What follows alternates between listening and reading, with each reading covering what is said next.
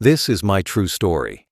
I woke up after 47 days in a coma, and the doctor told me I was disabled and might never walk properly again, that I'd need full-time care for the rest of my life.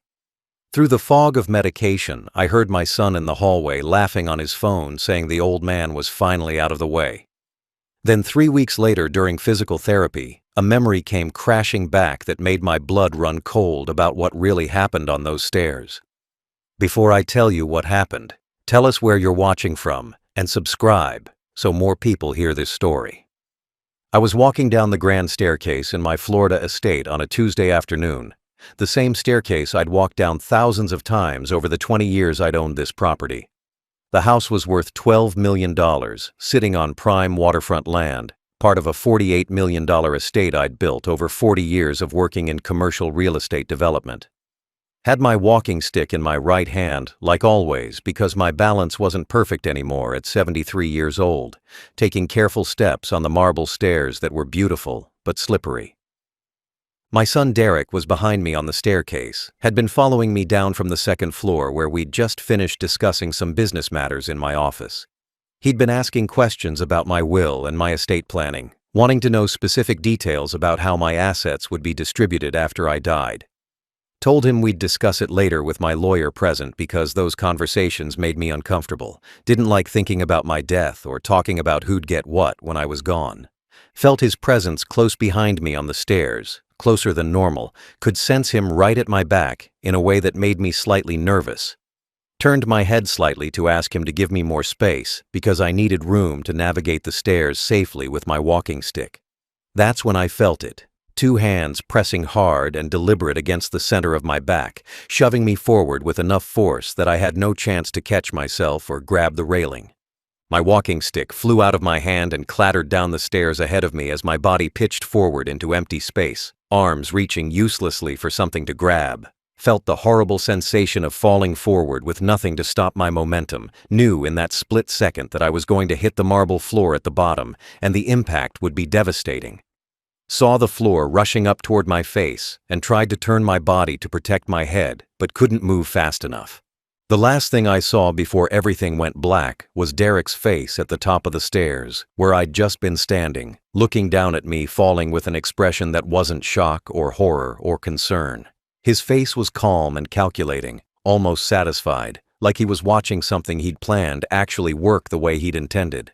No surprise in his eyes. No fear, no immediate move to try to help me or catch me, just cold observation of his father tumbling down a marble staircase. My head hit the floor with a crack I heard inside my skull before the darkness swallowed everything, felt my body continue rolling and hitting the hard marble repeatedly.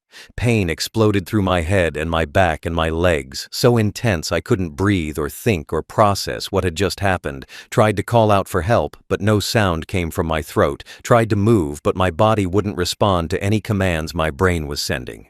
Lay at the bottom of those stairs, barely conscious, vision going dark around the edges, tasting blood in my mouth from where I'd bitten my tongue during the fall. Could hear footsteps coming down the stairs slowly, not running like someone panicked about their father's fall, just walking at a normal pace. Tried to open my eyes to see Derek and ask him why he'd pushed me, but my eyelids were too heavy and darkness was pulling me under.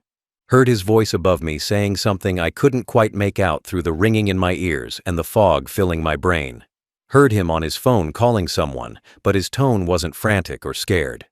My last conscious thought before everything went completely black was realizing that my own son had just tried to kill me on purpose, had deliberately pushed me down the stairs hoping I'd die from the fall. Then consciousness left completely, and I fell into darkness so deep I didn't know if I'd ever climb back out of it. Woke up to the sound of machines beeping steadily and the harsh brightness of fluorescent lights burning through my closed eyelids. Had no idea where I was or how much time had passed since I'd fallen down those stairs. Tried to open my eyes, but they felt glued shut and heavy. Managed to crack them open slightly and saw white ceiling tiles and medical equipment surrounding me. Felt tubes in my arms and throat. Felt pain radiating through every part of my body, but especially concentrated in my head and left leg. A doctor's face appeared above me, looking grave and concerned.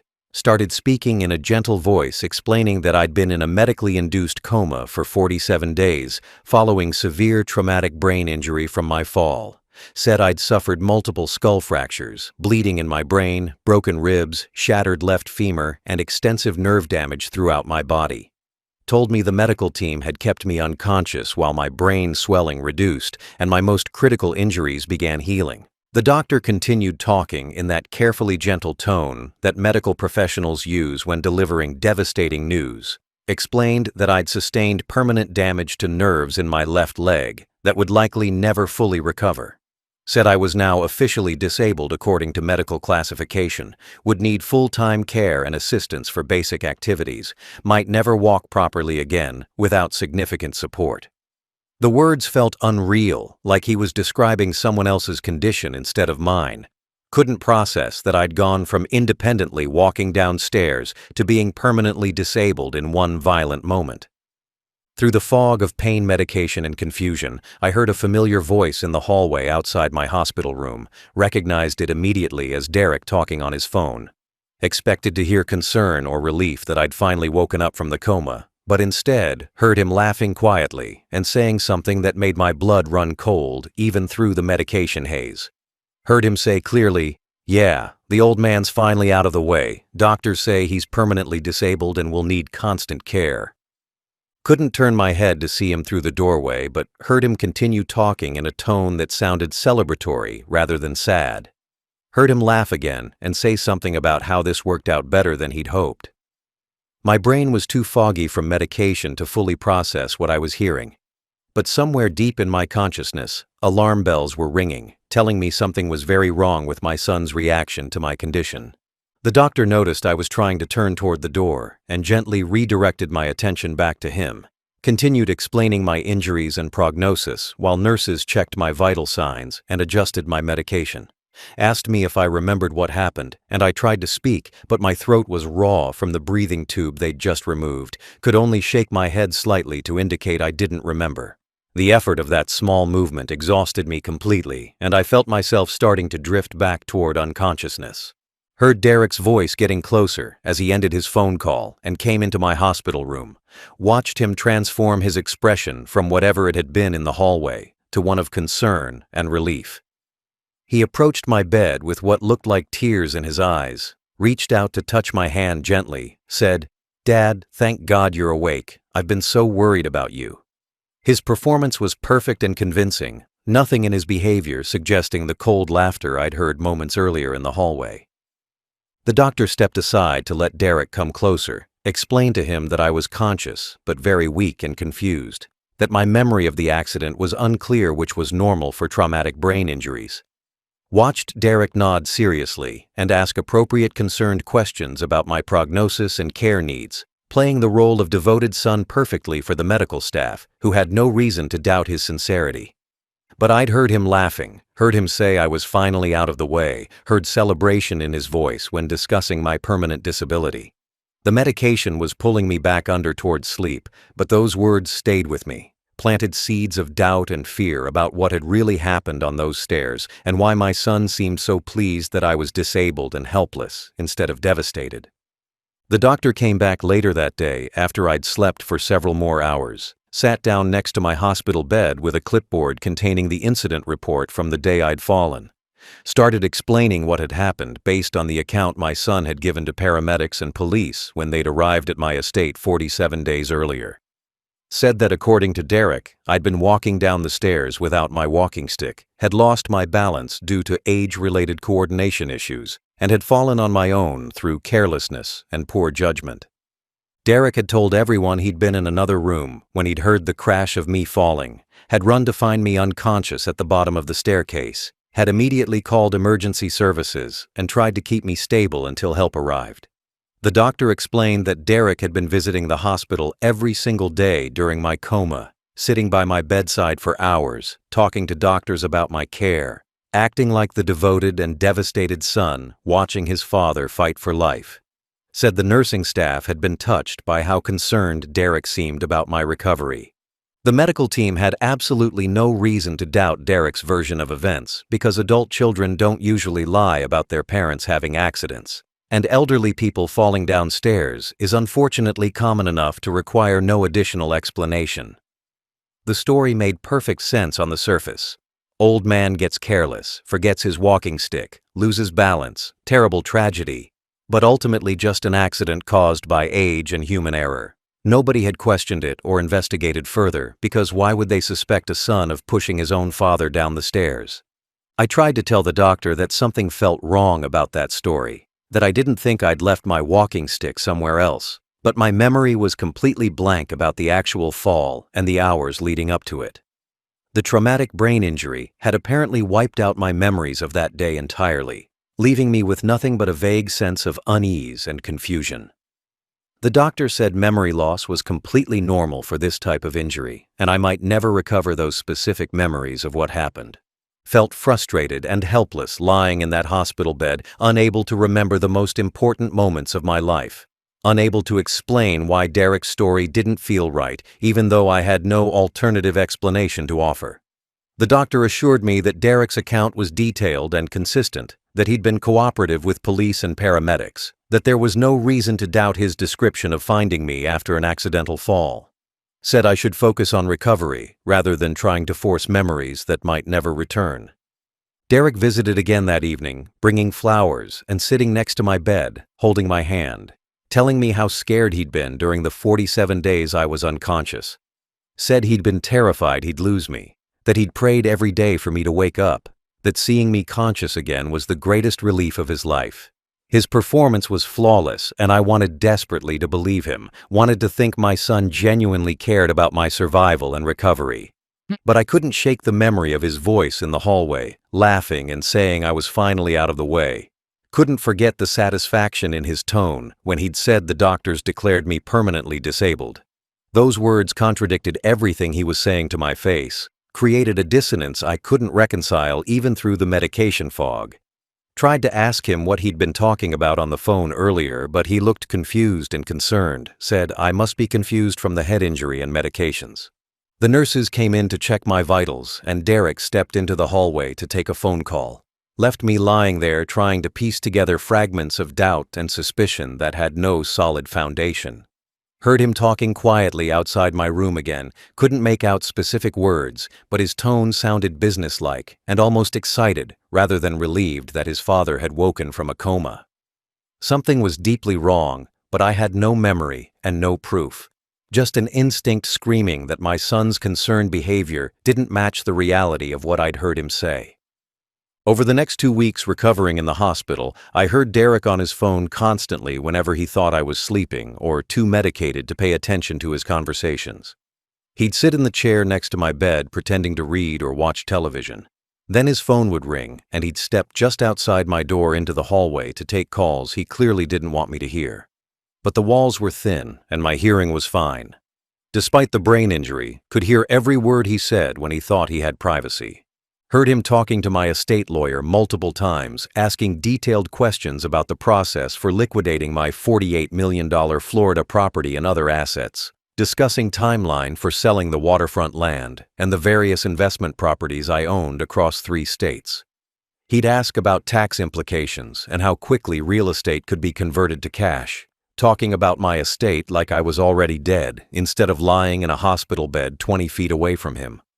The lawyer must have reminded him I was still alive because Derek would laugh and say something about planning ahead for when I eventually pass.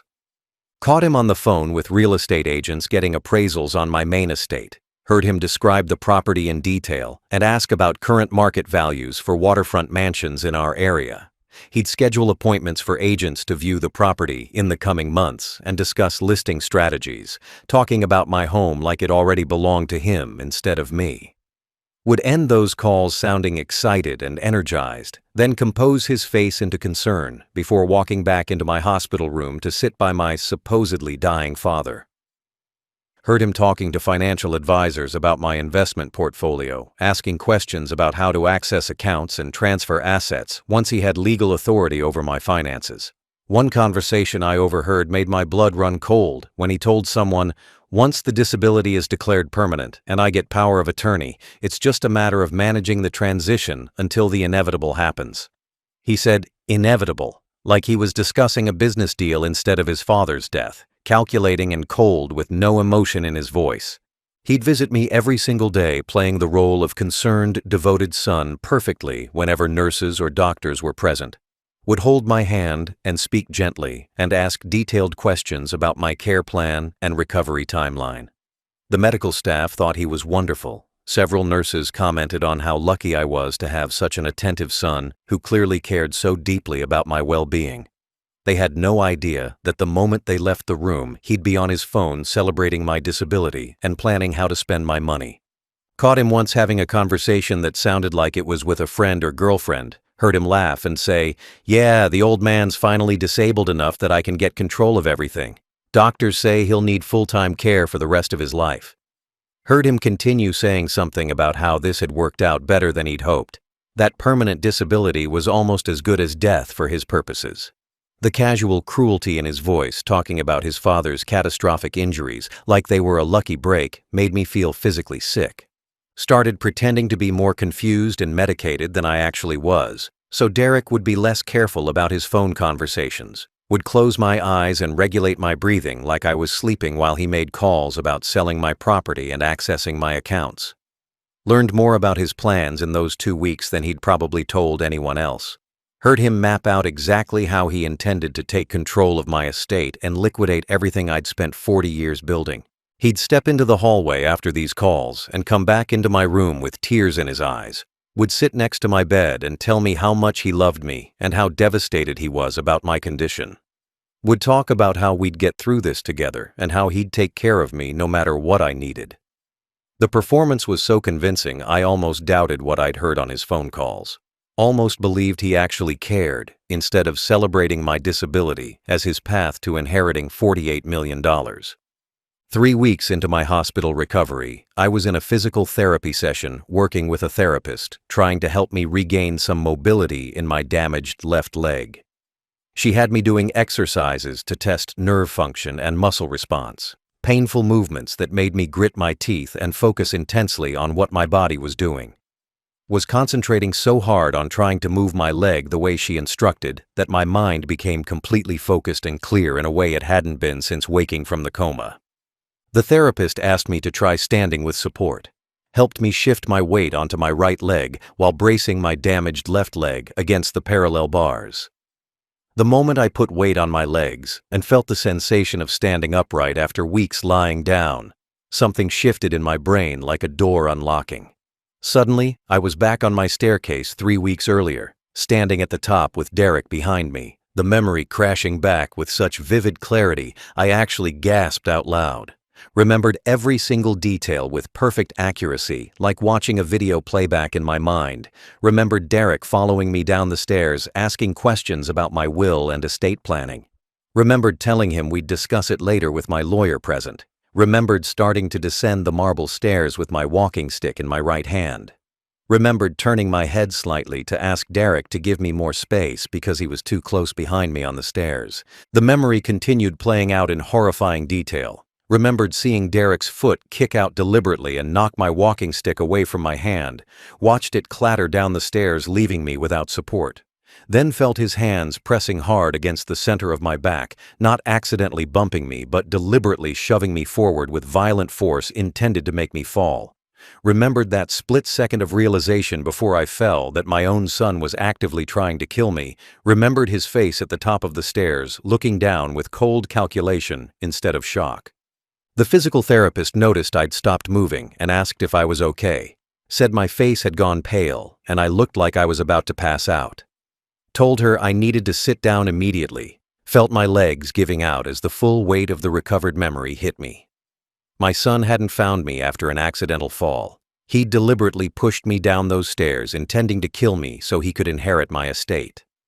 The story he'd told police and doctors and everyone else was a complete fabrication designed to cover up attempted murder. Sat in the wheelchair the therapist had rushed over, my mind racing through implications of what I now knew with certainty. Derek had tried to murder his own father for money, had shoved me down a marble staircase, and then lied to everyone about what happened. had visited me in the hospital every day for 3 weeks, putting on a performance of concern while actually celebrating my disability and planning how to spend my inheritance. Every gentle word and tear and expression of devotion had been completely fake. The therapist asked again if I was all right and if she should call a doctor, said I looked like I was in shock or having some kind of medical episode. Told her I was fine, but needed to end the session early, needed time alone to process what I'd just remembered. She helped me back to my room looking worried, made me promise to tell the nurses if I felt worse or needed anything.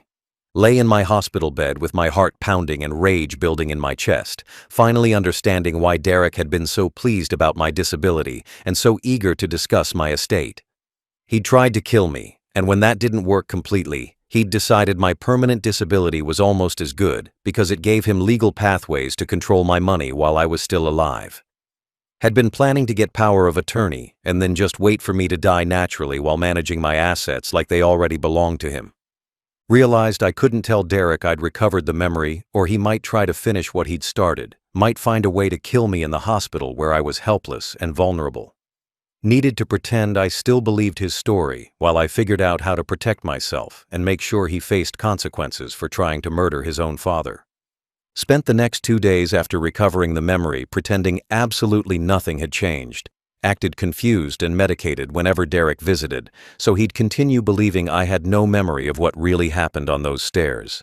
Let him hold my hand and speak gently about my recovery. Listened to him discuss my care needs with doctors. Watched him perform the devoted son routine without giving any indication I knew he'd tried to murder me. The performance was harder than anything I'd ever done, but I needed him completely convinced I still trusted him. Called my longtime lawyer, Richard Chen, on the 3rd day using the phone in my hospital room during a time I knew Derek would be at work. Told Richard I needed him to come to the hospital immediately for an urgent private meeting. Said he needed to come during business hours when Derek wouldn't be there visiting. That what I needed to discuss was extremely sensitive and couldn't wait until I was discharged. Richard heard the urgency in my voice and agreed to come that afternoon with whatever documents I might need. Richard arrived at 2 in the afternoon carrying his briefcase, closed the door to my hospital room, and pulled the privacy curtain before sitting down next to my bed. Told him I'd recovered my memory of the fall and knew with absolute certainty that Derek had deliberately pushed me down the stairs, trying to kill me for my inheritance. Watched Richard's face go pale as I described the memory in detail. Explained about the phone conversations I'd overheard where Derek celebrated my disability and discussed liquidating my estate. Told Richard I needed to change my entire will immediately before Derek could execute whatever his next move was. Needed to remove him completely from any inheritance or control over my assets. Richard pulled out his laptop and started making notes. Said we could draft a new will right there in the hospital room and have it properly witnessed and filed before the end of the day. Asked me how I wanted to distribute my $48 million estate if Derek was no longer a beneficiary. Spent 2 hours with Richard going through every asset I owned and redirecting everything away from Derek. Left substantial amounts to various charities I'd supported over the years and to distant relatives who'd actually visited me in the hospital with genuine concern. My nephew James, who lived across the country, had flown in twice to check on me. My cousin Patricia had sent flowers and called weekly asking about my recovery. These people who had no expectation of inheritance had shown more real care than my own son, who'd tried to kill me. Richard had 2 hospital staff members come in to witness the new will being signed, a nurse and a social worker who had no connection to my family and could testify the document was legitimate. I signed with a shaking hand that had nothing to do with my injuries and everything to do with the finality of cutting my only child out of my life completely. Richard witnessed my signature, had the 2 staff members witness and sign, then immediately filed the document electronically with the county clerk's office to make it official and legally binding. The new will included a detailed letter explaining exactly why I'd disinherited Derek, describing the recovered memory of him pushing me down the stairs and documenting the phone conversations I'd overheard about liquidating my estate. Richard said this letter would make it nearly impossible for Derek to contest the will later, would provide clear explanation for why his father had removed him from any inheritance. Made sure every legal protection was in place so Derek couldn't manipulate or challenge the document after my death.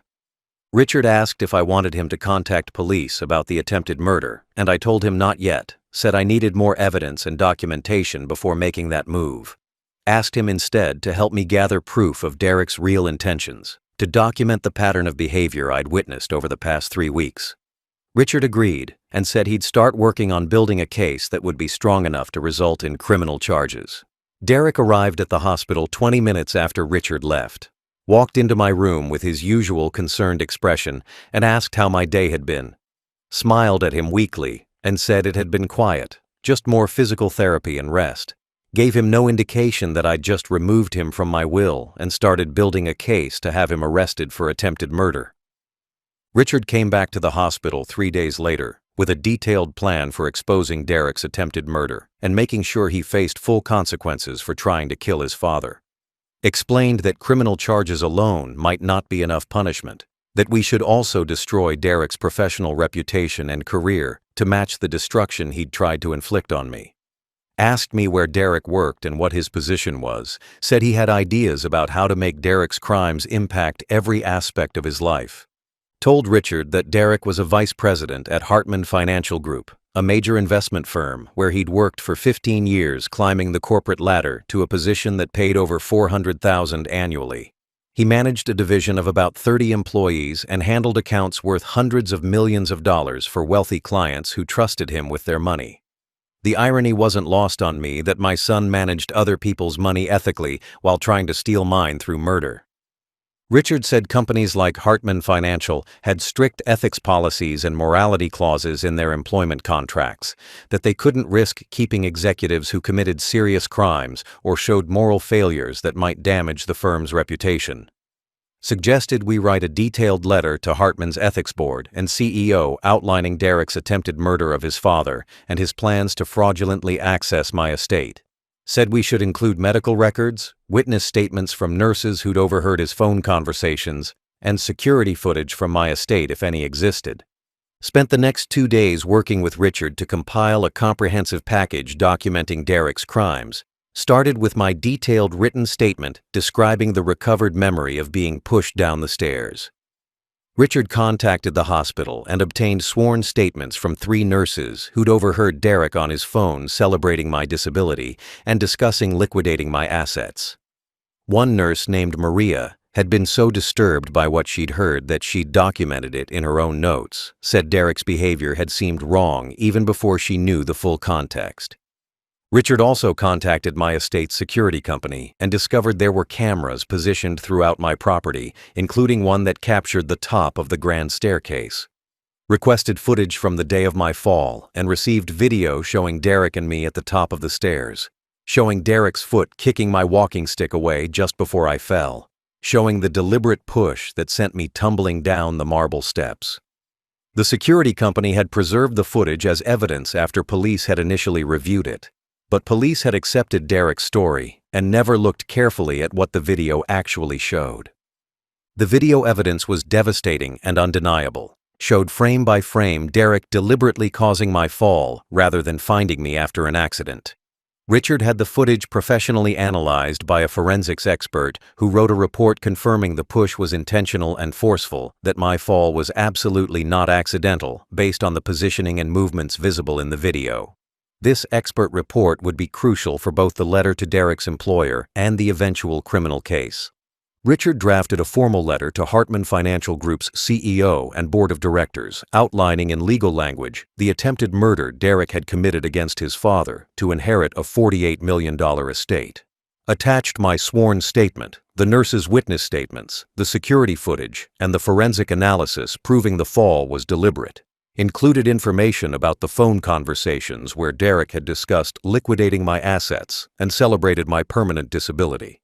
The letter concluded by stating that Hartman Financial employed a vice president who had attempted to murder his own father for financial gain, had lied to police and medical professionals to cover up his crime, and was actively planning fraud to access his disabled father's estate illegally.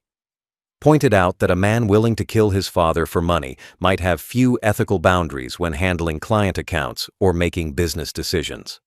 Suggested the company might want to conduct their own investigation before this information became public through criminal proceedings.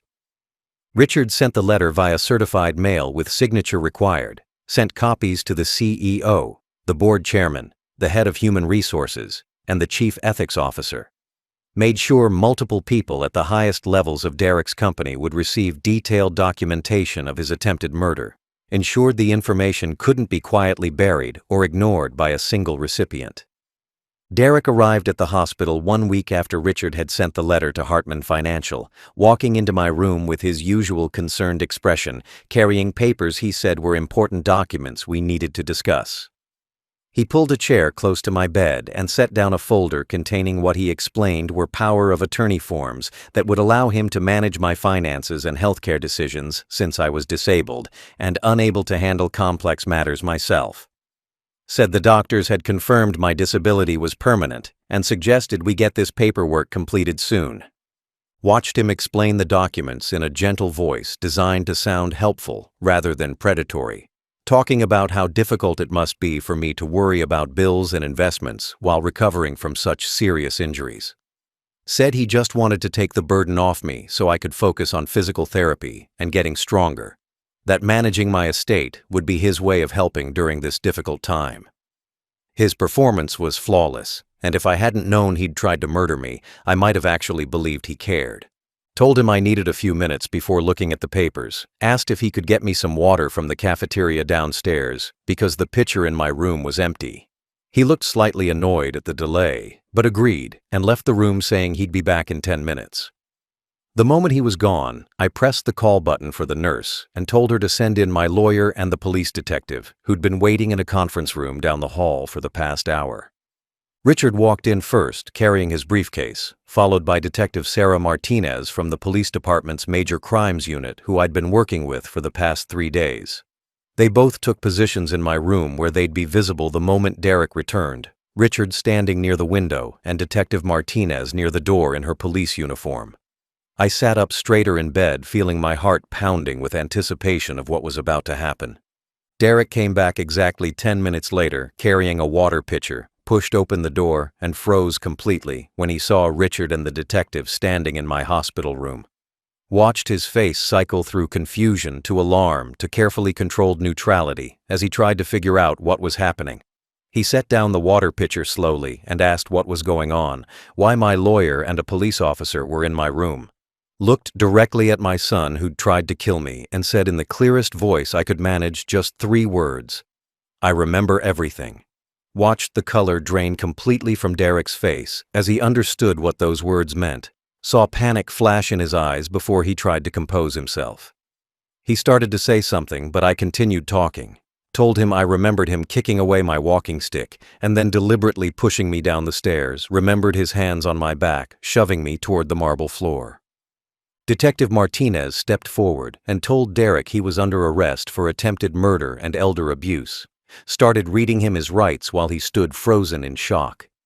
He tried to protest, saying this was crazy, that I was confused from my brain injury and didn't know what I was saying.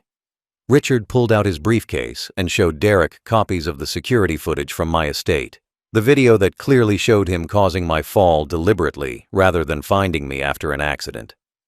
Derek's phone rang in his pocket while Detective Martinez was putting handcuffs on his wrists, the sound loud in the tense silence of the hospital room. The detective pulled out Derek's phone and answered it on speaker. A man's voice identified himself as the CEO of Hartman Financial Group, calling to inform Derek his employment was terminated effective immediately. Said the company had received detailed evidence of his attempted murder of his father and could not continue employing someone who'd committed such serious crimes.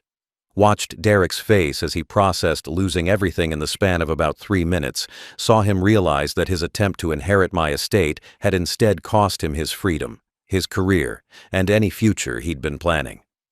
Detective Martinez finished the arrest and started leading him toward the door while he kept trying to look back at me. Kept trying to say something that might fix this situation. Within 1 week of Derek's arrest, his entire life collapsed in ways that seemed almost impossible for how quickly everything fell apart. Hartman Financial Group didn't just fire him. They issued a company-wide statement explaining that a vice president had been terminated and arrested for attempting to murder his elderly father for inheritance, making sure every employee and client knew exactly what Derek had done. The statement said the company had zero tolerance for employees who committed violent crimes or showed such profound moral failures that they were cooperating fully with law enforcement. Derek's wife, Jennifer, filed for divorce 3 days after his arrest. Once the full story came out in local news coverage, told reporters she'd had no idea her husband was capable of trying to kill his own father for money. She hired an aggressive divorce attorney who immediately moved to protect her assets and distance her from Derek's crimes, filed emergency motions to get sole custody of their 2 children, claiming Derek was dangerous and unstable. The judge granted temporary custody to Jennifer after reviewing evidence of the attempted murder, said children shouldn't be around a parent who'd tried to kill his own father. The district attorney charged Derek with attempted murder in the first degree with special circumstances for financial motivation, elder abuse causing great bodily harm, and fraud for lying to police about what happened. Each charge carried potential prison time of 10 to 20 years. Prosecutors saying they'd seek maximum sentences because Derek had shown calculated premeditation and zero remorse. The security footage made the case completely bulletproof, showed undeniable evidence that couldn't be explained away or blamed on confusion or accident. Derek's assets were frozen pending criminal trial and potential civil judgments, courts ordering that he couldn't access his bank accounts or investment portfolios until the case was resolved.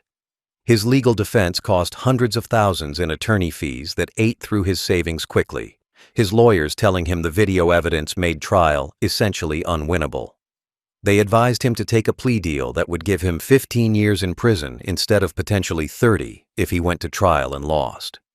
The $48 million inheritance Derek had tried to murder me for was now completely gone for him. My new will ensured he'd receive nothing even if I died tomorrow. Richard had filed the updated will with multiple backups and legal protections, making it nearly impossible to challenge, had documented in detail why I'd disinherited my son who'd attempted to kill me. Derek lost his inheritance, his wife, his children, his career, his freedom, and his reputation in 1 week, everything destroyed by his own greed and violence. My nephew James, who'd flown across the country twice to visit me in the hospital, became my designated healthcare proxy and estate manager instead of Derek. Someone I could trust wouldn't try to murder me for inheritance. My cousin Patricia, who'd called weekly, was included significantly in my updated will, both of them showing me more genuine concern during my recovery than my own son had ever demonstrated. Built a new family structure around people who actually cared whether I lived or died. Derek's trial happened 6 months after his arrest and lasted only 3 days because the evidence was so overwhelming his attorneys couldn't mount any real defense. The jury took 2 hours to convict him on all charges. Judge sentenced him to 15 years in state prison with no possibility of parole for at least 12 years. During sentencing, the judge said he'd rarely seen such calculated cruelty as a son attempting to murder his disabled father for money, said Derek deserved every year of the sentence he was receiving. Sat in the courtroom watching Derek be led away in handcuffs to begin his prison sentence. Felt no satisfaction or victory, just exhaustion and sadness that my only child had valued money more than his father's life. He'd tried to kill me and failed, had destroyed his own life in the process while I survived to see him face consequences. The miracle wasn't just that I'd woken from the coma, wasn't just that my memory had returned during physical therapy. The real miracle was that I'd survived long enough to expose the truth and ensure Derek couldn't hurt anyone else. Derek is currently serving his 15-year sentence in a state prison 3 hours from where I live, will be at least 12 years before he's eligible for parole, and possibly longer, depending on his behavior inside. Gets out in his late 50s if he serves the full sentence, will be a convicted felon with no career prospects and no family waiting for him since Jennifer divorced him and got full custody of their children who've been told their father did something terrible. His entire future was destroyed by his decision to push me down those stairs, trying to inherit money he'll never see. The doctors who said I'd be permanently disabled and never walk properly again turned out to be wrong about the permanence of my condition, though it took 2 years of intensive physical therapy and determination to prove them wrong. Started with just being able to stand with support, progressed to taking steps with a walker, eventually graduated to walking independently with just a cane for balance. My left leg will never be completely normal again, and I still have nerve damage that causes pain and weakness. But I can walk through my house and move around independently in ways the doctor said would be impossible. Live in my Florida estate with 2 full-time care staff I hired and trust completely, a nurse named Patricia who manages my medications and health needs, and a personal assistant named James who helps with daily tasks and household management. Both of them went through extensive background checks and came with excellent references. Both understand that my son tried to murder me and why I'm careful about who I allow into my home. The house feels peaceful now without Derek's presence, without the constant underlying threat I didn't even realize I'd been feeling until it was gone. Started actually enjoying my home for the first time in years, once I understood Derek had been viewing it as his future inheritance rather than his father's residence. Realized his visits had never been about spending time with me, but about surveying property he planned to own. Walk through rooms now without feeling watched or evaluated. Sit on my patio overlooking the water without wondering if someone's planning my death. The fear I didn't know I was carrying for years has finally lifted. My nephew James visits monthly from across the country, and we've developed a real relationship built on actual care rather than obligation or financial expectation. He asks about my health and my life because he genuinely wants to know, not because he's measuring how close I am to death.